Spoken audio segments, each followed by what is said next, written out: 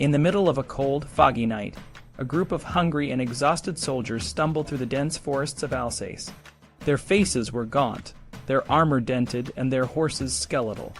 They were the remnants of an army that had once been strong and confident, led by one of the most powerful knights in Europe, Enguerrand, and the seventh, the Lord of Coucy.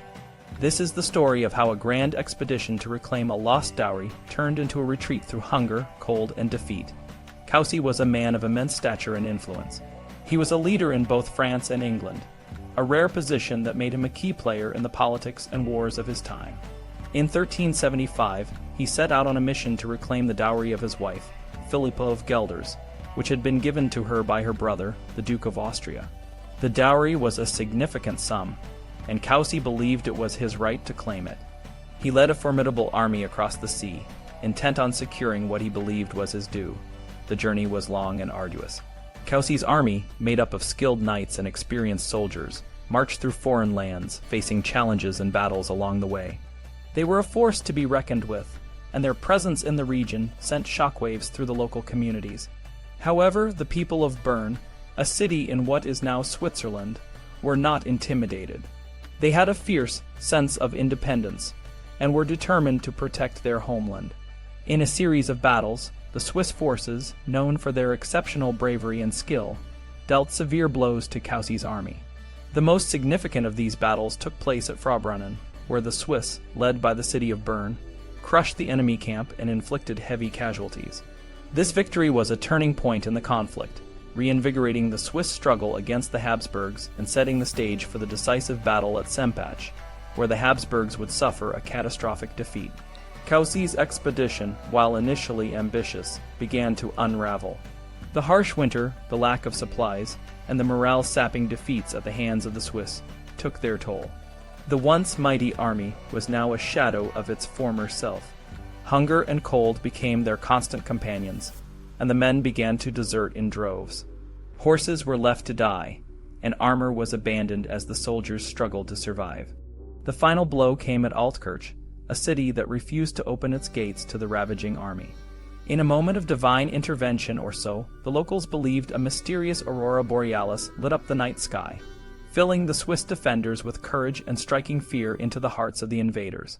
The Googlers, as Coucy's army was known, fled in terror, leaving behind a trail of destruction and defeat. Desperate and weakened, Coucy was forced to sign a treaty with the Dukes of Austria in Wattwiller on January 13, 1376. In exchange for his renunciation of further claims, he was granted the fief of the deceased Count of Nidau, including the town of Buren.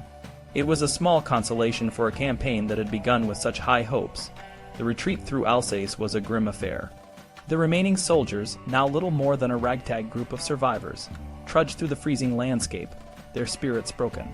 The strong continued to pillage, but the cities they encountered were wary and closed their gates, adding to the misery of the retreating army. By the time they reached France, the once mighty expedition was nothing more than a sad reminder of the fleeting nature of power and the harsh realities of war. Back in France, Coucy faced a new set of challenges. King Charles V, aware of the knight's influence and connections, commissioned him to lead a campaign against the very soldiers who had once served under him. The Sire de Coucy, along with other prominent knights, was tasked with suppressing the pillaging companies that had returned from Germany. Despite the bitter taste of defeat, Coucy managed to apply pressure and restore some semblance of order. Meanwhile, in England, the political landscape was in turmoil. The Good Parliament, convened in April 1376, marked a turning point in the relationship between the monarchy and the people. Frustration with the government, the war, and the corruption of royal officials had reached a boiling point. The Commons, representing the voice of the people, demanded reforms and the dismissal of corrupt ministers. The king's mistress, Alice Pers, was also a target of their anger, accused of wielding undue influence and engaging in witchcraft. In the midst of this political upheaval, Coucy and his wife Isabella found themselves caught between two worlds. Isabella, the daughter of King Edward III of England and the granddaughter of the French King Philip VI, was a bridge between the two countries. Her presence in the English court was a reminder of the complex web of alliances and rivalries that defined the era.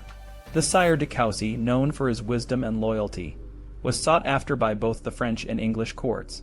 King Charles V, recognizing Coucy's value, urged him to become a fully French noble, arguing that he need not lose his English lands if it came to a choice. Coucy, torn between his French roots and his English ties, was drawing close to a decision. His visit to England was an opportunity to try and resolve the matter of his English lands and revenues.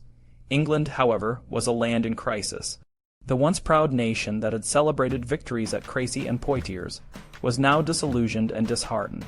The war with France had drained the country's resources and morale, and the people were tired of the endless conflict.